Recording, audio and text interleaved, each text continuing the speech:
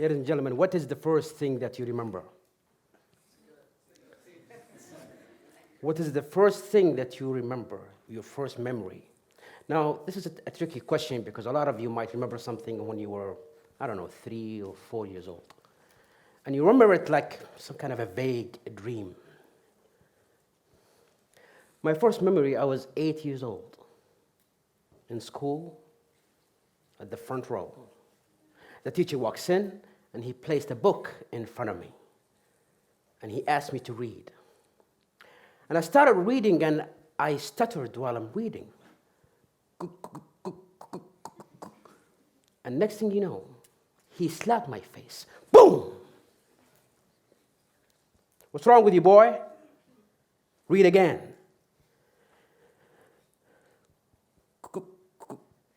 Boom! Are you stupid or something? Read again.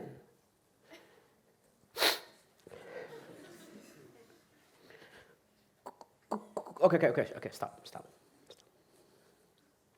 There is no hope out of you. He took the book and he gave it to some other student. Ladies and gentlemen, the journey to success starts with a desire. And you could have different kind of desires. To be famous, to be rich, to have powers, which is fine. But you should realize first, what is your desire? Because that's your engine to start your journey. My desire is I wanted just to be normal, like all the other students. I used to say, God, why? Why me? How come they can talk and I can't? And in your life, you will come sometimes in a cross path where you have an easy choice and a hard choice. And I'm here to tell you, the easy choice is usually not the right choice. I had 2 choices. I have this problem. I stuttered. I cannot talk well. I could either face it, try to solve it and overcome it, or the easy choice, keep my mouth shut and nothing will happen. And my problem is I took the easy choice. I got my bag and my books and I went to the back of the class behind this giant students, and that was my life until the last year of high school. Each one of you here have some childhood friends. I don't, because I didn't speak to anybody. I go to school, come home, lock myself in my room. Not even my brothers and sisters or my mom and dad. I avoided talking to everybody because in my mind, if I spoke, I'll be slapped again or laughed at or mimicked or something. So why bother? And because I used to spend most of my time alone, I used to read a lot, and thus I became really smart, and I was the top of the school. Last year of high school, I was leaving the school, going into the bus, a tap on my shoulder. I look back, it's one of the students in my class. And he said, Mohammed, you're always smart, and you always get high grade, and you're always the top of the class, but I don't think I ever heard you talk. And I remember I took a piece of paper and I wrote, I can't speak. He said, no, you can't speak. Your problem is you're afraid. You're afraid of people. Do you want the solution for your problem? He said, in order for you to overcome any kind of fear, you should face the biggest or the ultimate face of that fear. I said, what do you mean? He said, tomorrow morning, you stand in front of the entire school and read the morning announcement. And I promise you, this will solve your problem. And ladies and gentlemen, when you're desperate and somebody gives you an idea, no matter how crazy this idea is, the desperation within you will drive you to take it. So I went to the school principal the next day and I said, I would like to read the morning announcement. He gave it to me. I'm standing in front of 400 students, and in my mind, as soon as I open my mouth, problem will be gone, because he told me so. I started speaking and I stuttered again. And 400 students started laughing at me. Hysterical laughter. To this day, my nickname in high school is the broken radio. And I thought to myself, the only thing that I've been avoiding my entire life, I voluntarily walked into it. So during recess, I went to the same student and I said, your advice sucks. You saw what happened earlier. I spoke and everybody laughed at me. Are you happy now? Is that really what you wanted? And he said, look, success doesn't happen from the first time. Ladies and gentlemen, sometimes we try something in our life, it doesn't work, and we think to ourselves, well, I guess it's not meant to be. You are supposed to fall once, and twice, and 5 times, and 10 times. But every time you fall, you ask yourself why. You're not going to repeat the same mistake again. You'll make new mistakes, but you'll not make the same mistake again. He said, go back and try again. And just like a crazy person, I listened to him again. So the next morning, I stood up, I spoke, I stuttered, they laughed. The morning after, I stood up, I spoke, I stuttered, they still laughed. But I noticed some of the words that I used to stutter in yesterday, I don't stutter in anymore. So this is working. And from that day on, I took any chance to stand in front of people and speak, because the more I spoke, the less I stuttered. And I taught myself comedy and how to be funny, because I thought to myself, well, if they're going to laugh anyways, they might as well laugh with me and not laugh at me.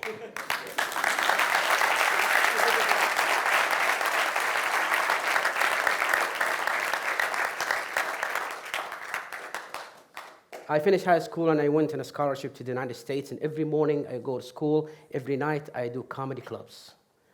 I finished school, I came back to Saudi Arabia, and I got this job in an oil company, and I thought, I really want to focus on my job. So I stayed away from speaking for a while, for 5 years.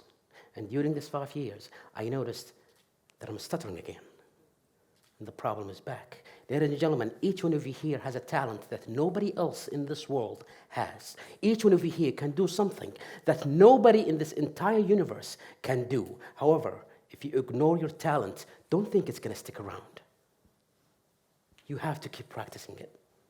Because if you don't, you lose it. So I need to find a way where I can speak again. I found something called a Toastmasters Club. Now, these clubs are all over the world, and in these clubs, you get a chance to speak every week. And that's exactly what I needed. So I joined the club and I started speaking, and now I'm having my groove back on. The president of the club came to me one day and said, Mohammed, have you ever thought of joining the speech contest? I didn't know what that was, so he started explaining it to me. You compete against members of your club, and if you win, you advance to the next level, which is like 4 or 5 clubs. You win, you advance to the region. You win, you compete against the country. You win, you get to represent your country on the international stage. So, all right, let me give it a shot. I entered the competition first time in 2010. I won the club level. On the next level, I got 2nd place. And I'm a bit of a sore loser, you know. I'm sitting in the back of the hall with my 2nd place trophy. Just hating myself, you know.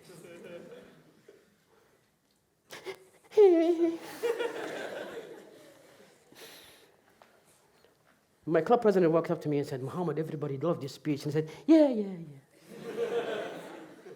He goes, what's wrong? I said, I got 2nd place. So, look at this.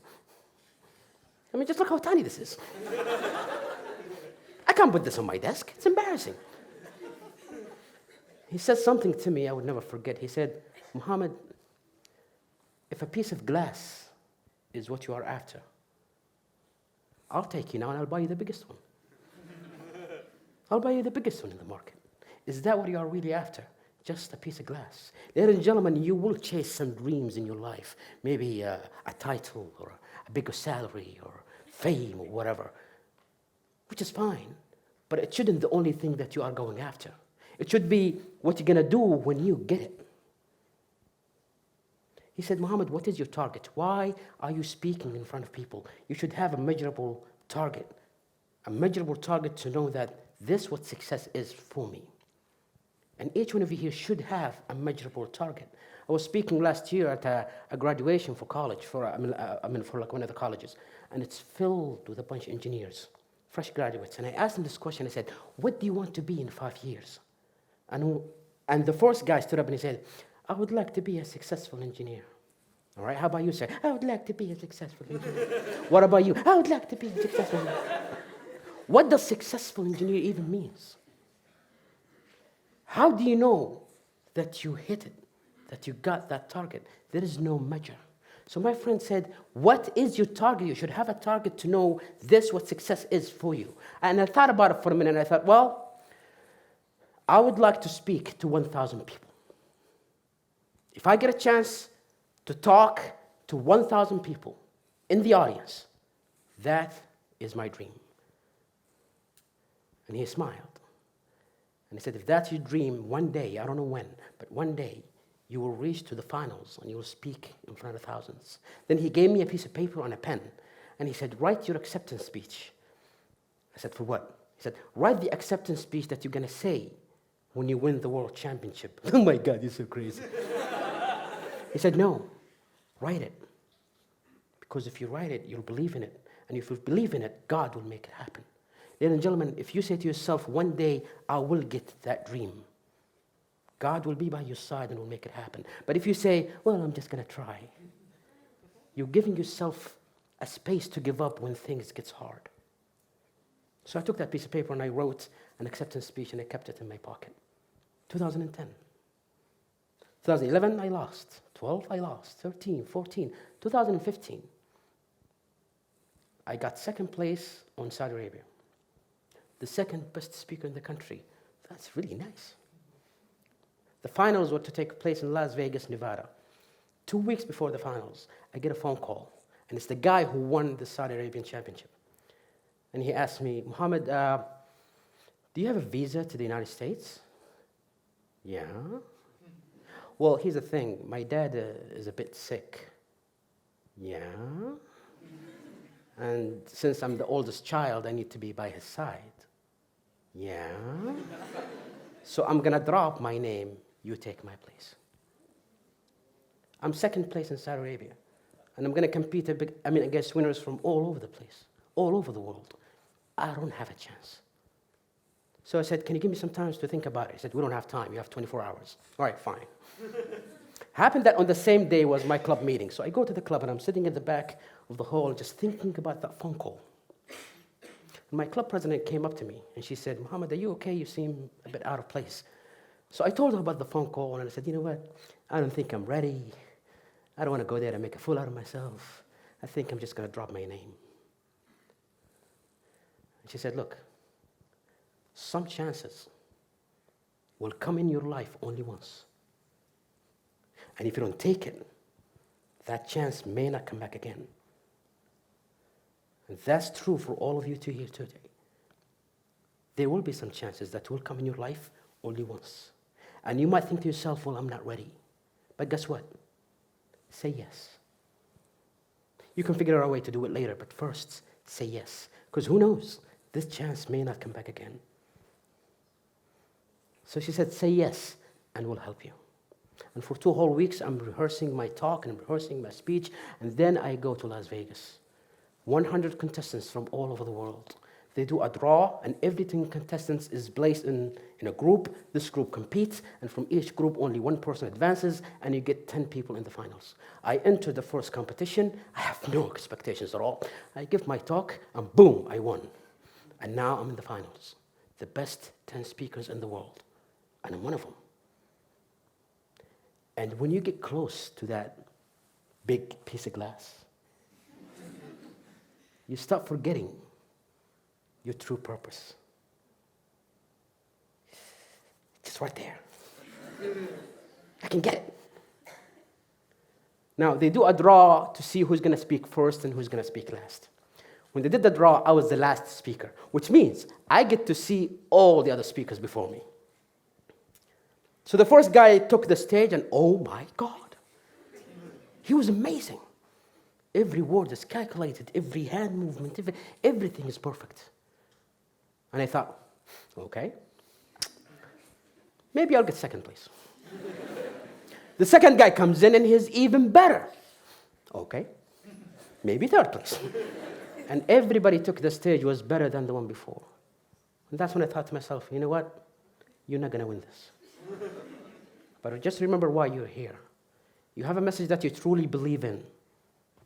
Give that message and leave. You're not going to win. My turn comes, and they enter me from the back of the stage.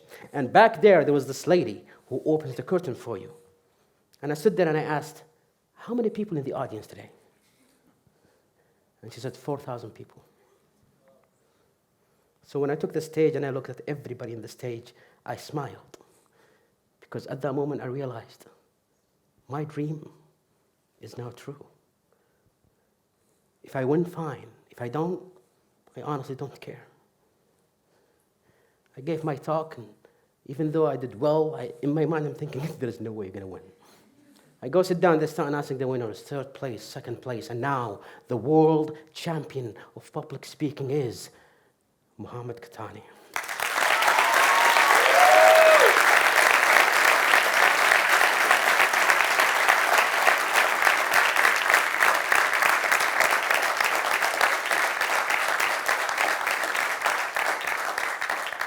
And I walked onto the stage like a crazy person. And they gave me that trophy and they said, would you like to say a few words? And I stood on that podium and I said the exact same acceptance speech that I wrote 5 years ago.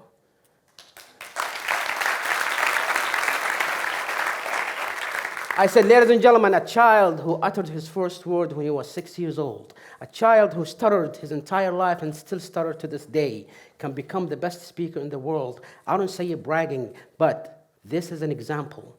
This is a message that the word impossible simply doesn't exist.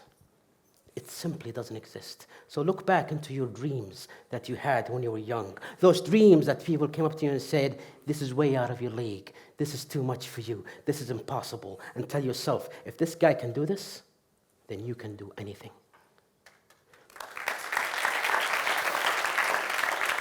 I took my trophy, and as I was walking outside, the Washington Post, the New York Times, the BBC, the CNN, everybody is waiting for me to have an interview.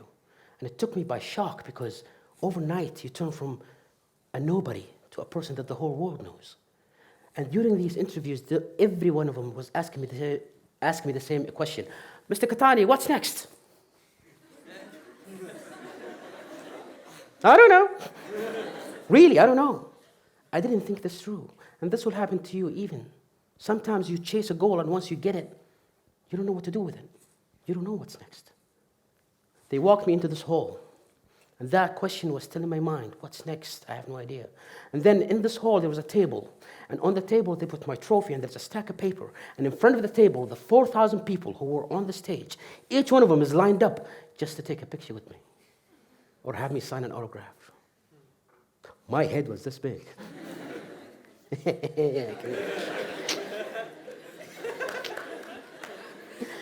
And for a minute there, you forget what you're here for. And during this line, a lady came to me with tears in her eyes. Tears, ladies and gentlemen. And she held my hand and she said, son, I don't want a picture. I don't want an autograph. I just came here to tell you this. Whatever you said up there will make me a better person. I'll be a better person just because of something that you said. I just wanted to come here and say, thank you. And then she walked away. And at that moment, the title and the trophy and all of it meant nothing. Now I know what's next. Ladies and gentlemen, what's next for me is I want one day to be sitting home, watching TV, flipping through the channels. And as I'm flipping through the channels, I see an interview with a successful person, an influential person, a person who makes a positive change in this world. Hopefully this person is one of you. And they would ask that person, how did you become the person that you are today? And I want to hear that person say, well, years and years ago, I listened to a talk by a guy named Mohammed something, and he changed my life.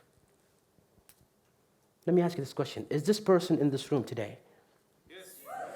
Is this person in this room today? Yes. Well, to make sure that you are, I'm going to take a picture with you guys. And whoever you are when you make it, look me up. Find this picture and say, this is where I started.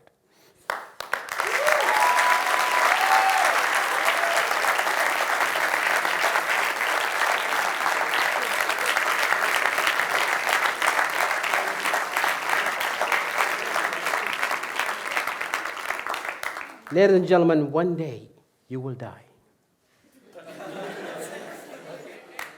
One day you will leave this earth. Did you leave your fingerprint on it? Ask yourself this question. Did you leave this earth a better place just because you were in it? If you didn't, I'm sorry. Your life was a waste. When that day comes and you leave this earth, there will be 3 types of responses. People might say, oh, thank God he's gone. Or they might say, yeah.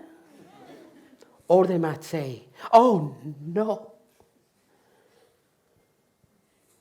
Are you going to get an, oh, no? I really hope that you do. Thank you so much for listening.